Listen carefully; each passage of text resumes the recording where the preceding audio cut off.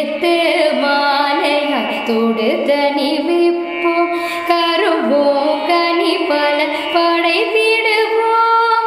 கணபதியே என வணங்கிடுவோம்